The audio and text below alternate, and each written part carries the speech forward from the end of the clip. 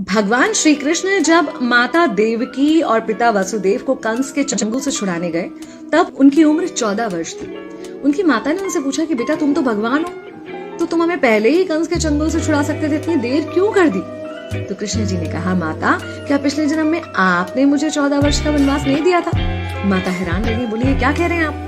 तब कृष्ण जी ने बताया कि पिछले जन्म में मैं राम था और आप थी माता कैकेयी, और आप ही ने मुझे 14 वर्ष का वनवास दिया था, और कर्म फल से कोई नहीं बच सकता माता, इसलिए आपको 14 साल का ये दुख सहना पड़ा।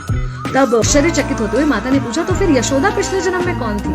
कृष्ण जी ने बताया, वो थी माता कौशल्या, जो 14 साल तक अपने पुत्र से अलग रही थी। उन्होंने उस दुख को सहा था, इसलिए इस जन्म में 14 साल मैं उनके पास रहा और मेरे साथ रहने का, माता और पुत्र के प्रेम का सुख उन्हें मिला।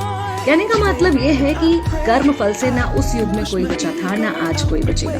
खुद भगवान भी कर्म फल से नहीं बच सकते, इसलिए अपने हर एक कर्म को बहुत सोच समझ कर कीजिए, क्योंकि जिसके भी खिलाफ आप कुछ गलत कर रहे हैं उससे आपकी शत्रुता कुछ समय या शायद एक जन्म की है, लेकिन उसके साथ कुछ गलत करके आप अपने कई जन्म बिगाड़ सकते हैं।